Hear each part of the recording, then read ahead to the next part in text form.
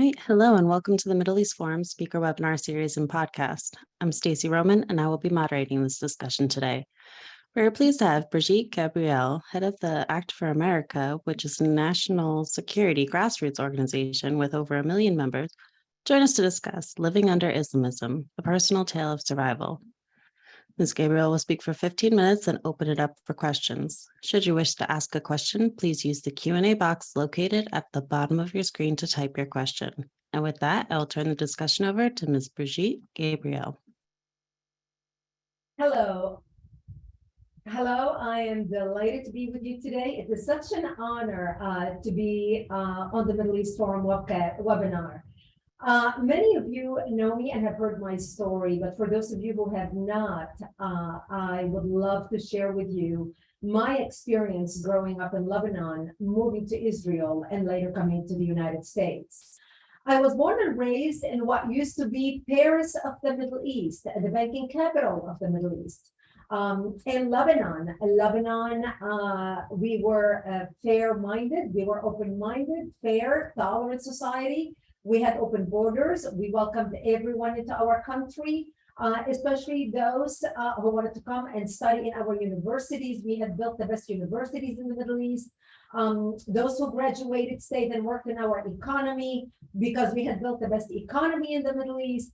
And that was the Lebanon I grew up in. I'm an only child to a Lebanese businessman, so I was raised in the privilege and lab of a successful life, a businessman who provided for me, and life was fantastic. All that began to change as we started bringing in Palestinian refugees into the country. Lebanon actually was the only country to accept the third wave of Palestinian refugees, while none of the Arabic countries wanted to accept them.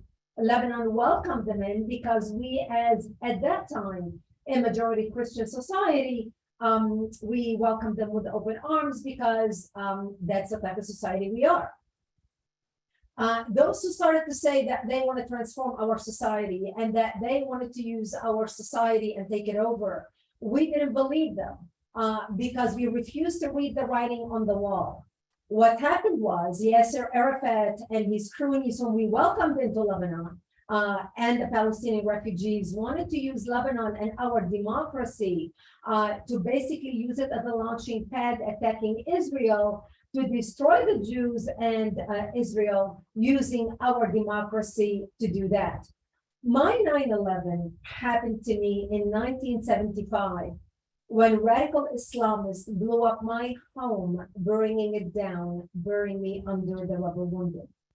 I ended up in a hospital for 2.5 months. And as I laid in a hospital room, hooked up to IVs in both arms, I would ask my father, why did they do this to us? And my father would tell me, because they consider us infidels and they hate us. They want to kill us.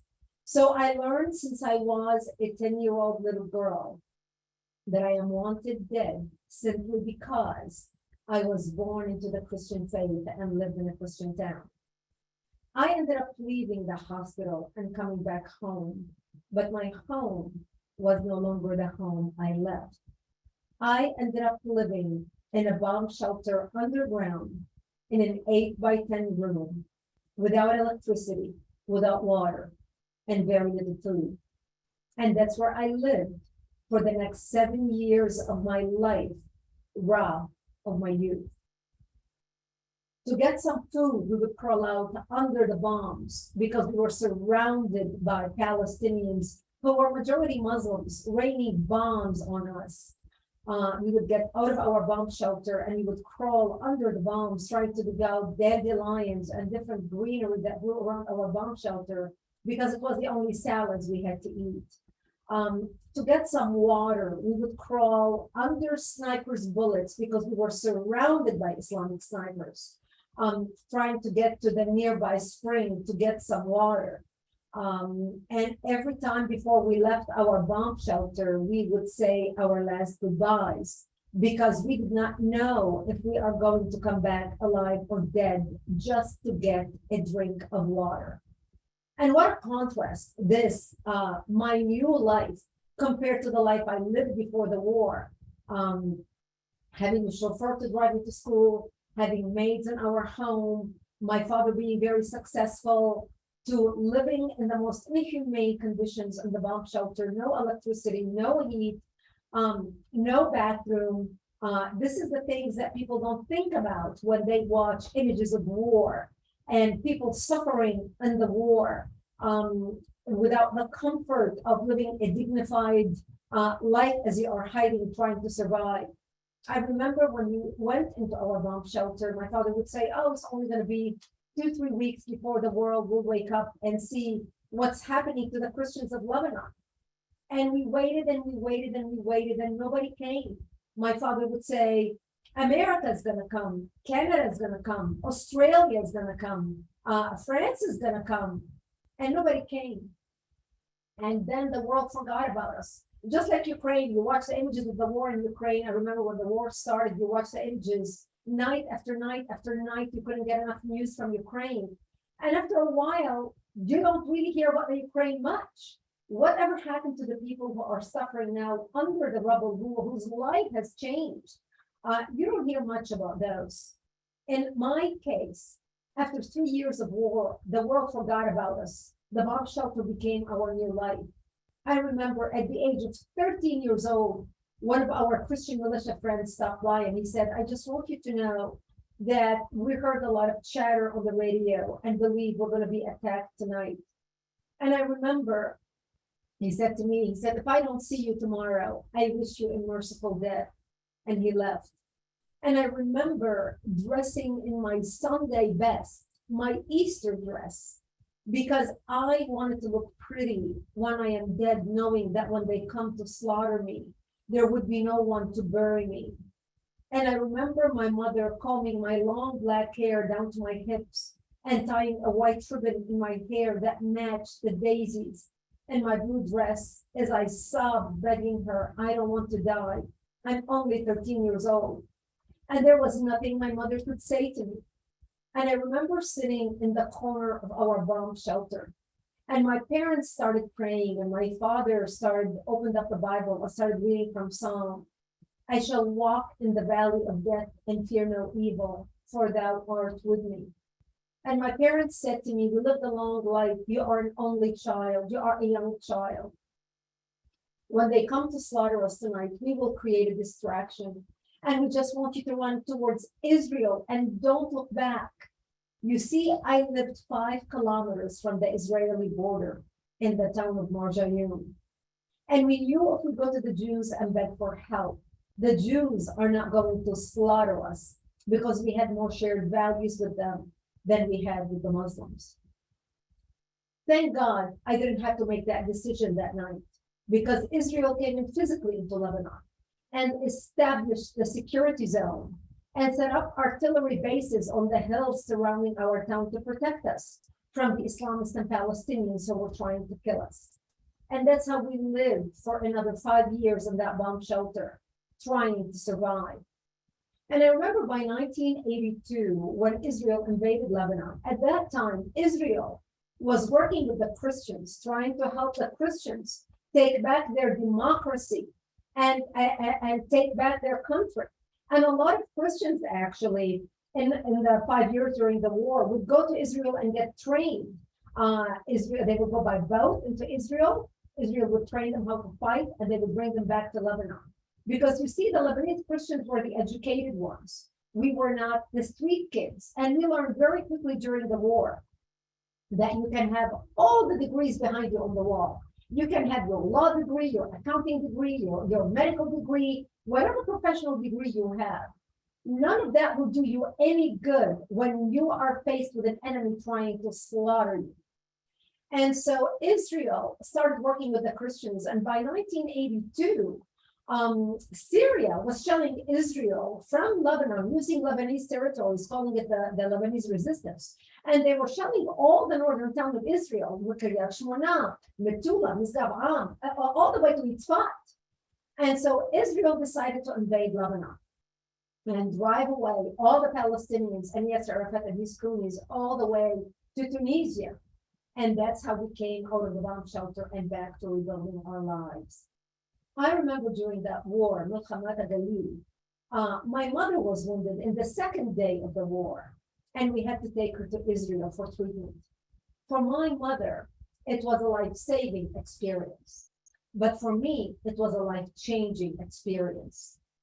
I took my mother to the local hospital, which was a bombed out shell of a hospital. And there was one room that was fixed by Israel, where we had an Israeli doctor on duty and 2 Israeli nurses to help her, to give first aid to people who were wounded in Lebanon. And then they put her in an ambulance, an Israeli donated ambulance. And we drove to the border to Israel because Israel was our only lifeline. Anybody who needed any treatment went to Israel. And I remember the 10-minute drive as we raced to the border. We got to the border, and the Lebanese driver walked around the ambulance and he said, "Do you have any money for the fee for the ambulance?" And before we left our bomb shelter, my father had handed me 60 liras. And he said, "If you, just in case they take your mother to Israel and you need any money." So like an innocent teenager, I pulled all the money out of my pocket and I handed it to the driver and I said, "How much do I owe you?" And he looked at my money and he said, "Give me 30, which was half the money I had." I thanked him for his service. They loaded my mother into another Israeli ambulance in Metula, and they drove her to Yitzhak, which was the nearest hospital that could take care of my mother's injury. And I remember the ride to the hospital as I was seeing armored vehicles lined up on both sides of the streets, all the way to Yitzhak for an hour, as Israel was getting ready to continue going into Lebanon and deep into Lebanon. I remember getting to the hospital and they took my mother out of the ambulance into the emergency room. And I remember walking around the ambulance to give the Israeli driver the fee for the ambulance and thinking to myself, my gosh, if the 10-minute ride cost me $30 or 30 liras, how much is that hour ride is going to cost me? I'm not sure I'm going to have enough money. And I handed him all the money that I had and I said, "How much do I owe you?" And he looked at my money and he said, "What is this for?" And I said, "It's for the ambulance fee." And he said, "Oh no, this is a free service from us to you. You keep your money. And I wish your mother a speedy recovery." And I was so touched because I thought to myself, because that's when I realized that the Lebanese driver, who actually knew my parents, basically robbed me. Yet this Israeli driver, who didn't know me from Adam, could have taken my money and partied all night. Yet he did not do that. That was my first lesson in the difference between the Arabic culture and the Israeli culture. We went into Israeli hospital, into the emergency room, and there were hundreds of people wounded on the floor. Palestinians brought in from Lebanon, Lebanese Christians brought in from Lebanon, Muslims brought in from Lebanon, Israeli soldiers who were wounded in the war. The doctors treated everyone according to their injury. They did not see religion. They did not see political affiliation. They did not see nationality. They saw people in need and they helped. The doctor treated my mother before he treated the Israeli soldier laying next to her because her injury was more severe. I couldn't believe my eyes. I thought to myself, I can understand why they are helping my mother, but why on earth are they treating the Palestinians and the terrorists who would slit their throat in a second if they had a chance to? Little did I know about the values of the Israeli people. They took my mother into the fourth floor where they put her in another room with 2 other ladies brought in from Lebanon that morning. And we were not in the room, but maybe 5 minutes. And I remember everybody was rushing through our room out to the balcony to see what was happening because there was all this commotion outside our balcony. And I walk out to the balcony and 2 Israeli helicopters had just landed, bringing in Israeli soldiers from Lebanon. And as I stood on that balcony looking down, watching these Israeli soldiers being taken in on stretchers into the emergency room, I felt sick to my stomach. I felt out of place. I felt embarrassed after all these people are wounded because of the war with my country. I didn't make eye contact with anyone standing next to me because I didn't know how they're going to feel about me. And all of a sudden, I felt the stabbing on my shoulder. And I looked to the side and there was an Israeli nurse standing next to me. And she said to me, "Hello, you look like you are new here." And I said, "Yes, they just brought in my mother this morning." And she said, my name's Leah. If you need anything, just call my name. Everything's going to be okay. We're going to take care of your mother. And I started crying. I was so touched because I could not, for the first time in my life, I experienced such a human quality, such compassion and love that I knew for a fact did not exist in my society. I spent 22 days in that hospital. 22 days changed my life, made me realize that these are the values I want to adopt. These are the characters I want to have. And I vowed that one day I will return to Israel and live amongst these people. I had to go back to Lebanon to take care of my parents because I'm an only child. But in 1984, I ended up moving to Israel and becoming news anchor for World News based in Jerusalem in Binyanei Ha'umah. Many of you probably have been there. And from Israel, I came to the United States. And I forgot about the radicals. I thought I left all the crazies behind. I'm in America to build a new life. I started a television production company. My clients were Oprah, Dr. Phil, ABC, NBC, CBS, CNN, but a successful television production company, and thought the crazies were behind. 9/11 changed all that for me. It made me realize that the crazies I thought I left behind are now worldwide, and they have attacked the United States. That's what drove me to start Act for America and build it to become the largest national security grassroots organization in the United States with 1.7 million members. And we have passed 138 bills on the federal level and the state level to protect the country. Our major concern right now are the Iranians and the terrorists who are coming through the border, because Hezbollah has a command center in the tri-states in South America, and they are preparing their members. They are working with the drug cartels, and they are sneaking their members into the United States. The major concern right now is Hezbollah working with the drug cartels, sharing with them tunnel building technology, which Hezbollah perfected in Lebanon, between Lebanon and Israel. And right now, the tunnels that are being built between Mexico and the United States are built with the supervision of Hezbollah and to smuggle either terrorists or drugs into the United States. When you hear on television, pundits talking about the OTM coming into the United States through the Mexican border, they are referring to other than Mexicans, and that includes all the terrorists who are coming through the border right now, which includes Iranians, Afghanis, Iraqis, Syrians, Lebanese. Important point to note here, there's a Lebanese embassy, there's a Lebanese employee at the Mexican embassy in Lebanon selling visas to Mexico for $3,000 a visa. So if you are a Lebanese and you want to come to the United States, and obviously you're not going to get a visa to America, especially if you have links to Hezbollah, all you have to do is buy a visa to Mexico, and then you can waltz your way to the United States. We are now working on legislation in Congress to secure our border and take care of the, at least try to stop the hemorrhaging or the terrorists are coming through the border. That's a major issue of concern, as well as Hezbollah teaching the drug cartels IED technology. The first IED was detonated in August near El Paso, Texas.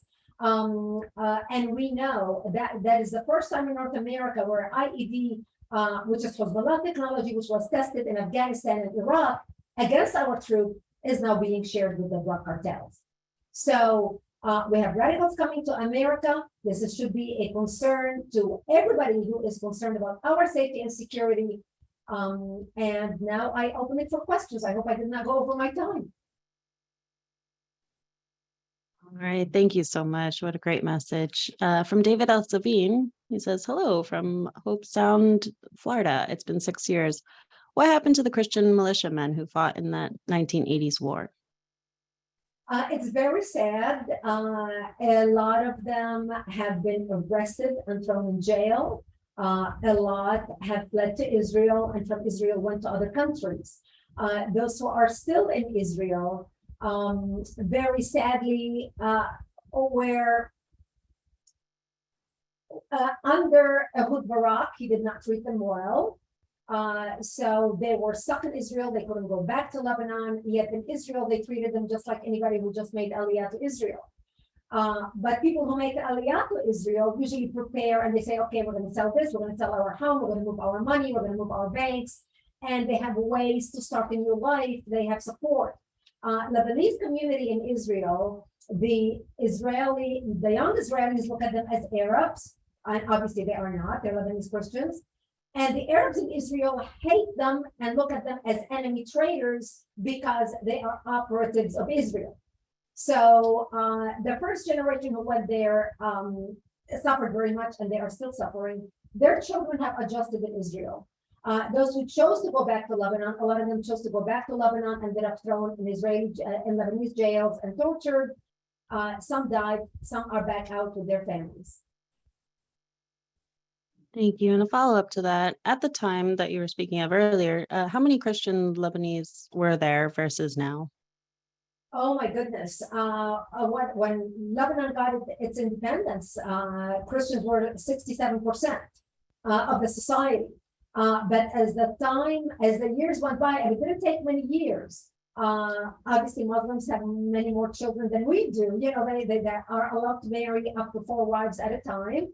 A lot of them do. They have a lot of children. So while we Christians have, 2, 3 children, maybe 4, from when our kids are born, we start thinking about what education we're going to give them, what colleges we're going to send them to, what schools we're going to send them to. The Muslims, on the other hand, can have 10 kids, and even if they educate 3 out of the 10, they still have 7 field workers. And it's a numbers game. So within 20, 30 years, the population shifted in a major way. The Christians in Lebanon today are actually around 13 to 14% only. A lot of them fled, and that's exactly why the Lebanese Christians are refusing to enforce the census in Lebanon right now, because the Lebanese government, we are a republic, exactly like the United States of America. We are a representative government, very different than any of the Arabic countries surrounding us. So the Lebanese Christians now are refusing to let the census, or people to take the census, because they do not want to lose control, and that's how they are maintaining control of the country right now. But right now, the estimates are 15%. Yeah, it's quite startling. Hugh Mame asked, are any of the 3 countries in the Hezbollah tribe border, South American mini country, acting against them in any way? No, not really, because Hezbollah is pumping a lot of money. Hezbollah is funded by Iran. They are pumping a lot of dollars. They are working with the drug cartels. We know that these countries are lawless countries. They are very corrupt countries. That's why we have the drug problems in these countries. And so no, they are not really doing much to stop them. Hezbollah has a very sophisticated operation in South America, and that should be a huge concern to any American watching right now what's happening at the border. We obviously care about people, and we obviously want to help people, but what's happening at the border right now is atrocious, and we are going to live to regret allowing it to get to this point. Absolutely. And in our description we wrote for this, we talked about, is Islamism even a priority now in this great age of power threats from Russia and China? What are your thoughts on that? It's not the threat that it used to be. Obviously, when I started Act for America after 9/11, radical Islamic terrorism was our main issue. This is what a lot of people, when they hear me or they think of me or they think of Act for America, that's why we started. Here we are 20 years later. This is actually our 20th anniversary for Act for America. When we started, radical Islamic terrorism was the only threat to the United States. Antifa did not exist. All the radical elements, the socialists, Marxists, communists right now who are causing mayhem in our country did not exist. Iran was not developing nuclear weapons. China wasn't the power that it is today. Remember, 20 years ago, we used to talk about the starving kids in China. I used to tell my kids, make sure you eat all your dinner. There are starving kids in China. Today, that's no longer the case. So today, as my organization evolved, we focus on many other threats to our nation: China, Iran, Russia, missile defense, many other issues. These are a lot of the bills that we are passing right now. And I encourage people to go to actforamerica.org and check us out and check all the bills that we are working on in our action center. We have an Act Now center where you can take action on the federal bills, on the federal level and the state level. And right now, Russia and China pose the major threat, as well as the foreign money that's operating and funding the Antifa movement in the United States and throughout the West. Right now, our threat is from the inside, not from the outside. All the Islamists have to do is sit back and wait.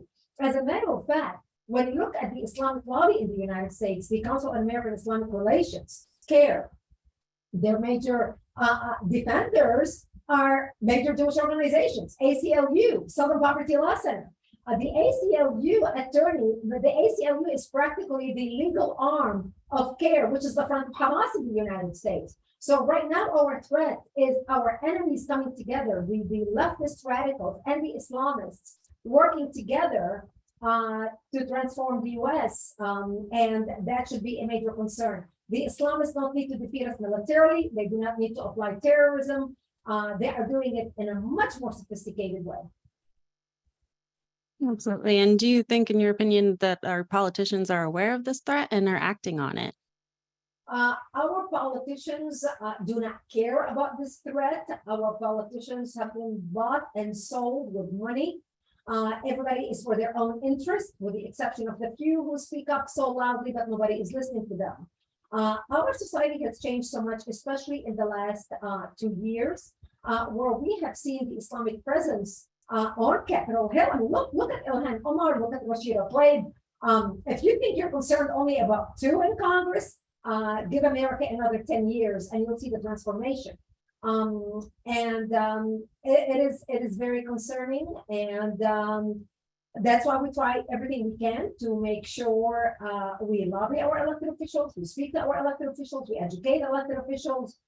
This is something me and my organization of 1.7 million members with 400,000 activists nationwide in every single state try to do in building relationships with elected officials, educating them, mobilizing them, and trying to take action when we can, especially when we have an administration that is pro-Israel and pro-national defense.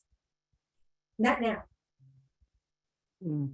Yeah. So Mark Bronston asks, is the Democratic Party a danger to the U.S., or are you also educating those politicians as well? Are they receptive? We are educating everybody who is willing to listen. Unfortunately, nowadays, there are a lot of people who are not willing to listen. It's one of those things, don't confuse me. I already made up my mind. Don't confuse me with the fact. And this is something Israel has faced for years. You can talk all about the legal right for Israel to exist as a Jewish nation. You can cite UN resolution article, 1 and 2, and they don't listen. What they are listening to is the propaganda, the lies. They say you repeat a lie enough and it becomes true.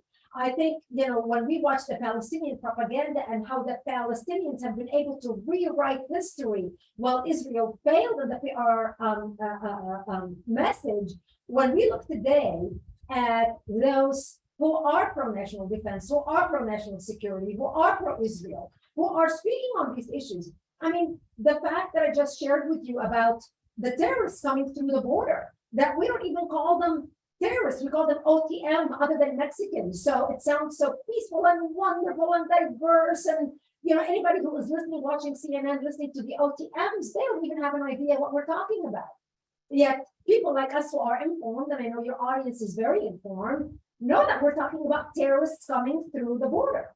We're trying to educate the Democratic Party as much as we can, but unfortunately, they're not listening. So right now, we are working as hard as we can, reaching out to anyone who is willing to listen. As a matter of fact, I would like to do a follow-up to that. Tomorrow, I go up to Washington, D.C. for a week because I'm a part of a national media blitz on Wednesday and Thursday. The top 100 talk radio shows in the nation are descending on Washington, D.C. for a media blitz titled Hold Their Feet to the Fire. And subject matter experts like myself, Tom Howman, many experts, elected officials, congressmen, senators, literally we go from booth to booth all day Wednesday and all day Thursday. I have 42 media interviews booked Wednesday and Thursday in 2 days, 48 hours. And all we're talking about is the border, the invasion at the border, the threat to national security from the border, the terrorists coming into the United States through the border. So if you are listening to talk radio on all the top 100 talk radio nationwide, you're going to be hearing a lot from me on Wednesday and Thursday of this week. Wonderful. I wish you the best in that. Again, for our audience, I posted the website in our chat. But if you would like to say it again, where we can find some more of your information, that'd be fantastic. Thank you. I encourage everyone to go to actforamerica.org and check us out and share our messages with anyone you know. Sign up to receive our emails and action alerts. We monitor bills coming down for a vote, and we notify our members in their states, whether it's a state bill, whether it's a national bill, to make sure that America is secure, that we stand with our allies. National defense is very important to us, especially someone like me who survived terrorism and came to the United States. And please share our information with your friends. actforamerica.org. Wonderful. Thank you so much. We've come to the close of our webinar. Thank you again, Ms. Gabriel, for joining us today. Thank you very much. Have a great day. You too. For our viewers, please join us Wednesday at 3 p.m. Eastern for Israel Insider with Ashley Perry. Thank you all for joining us, and I hope you have a wonderful day.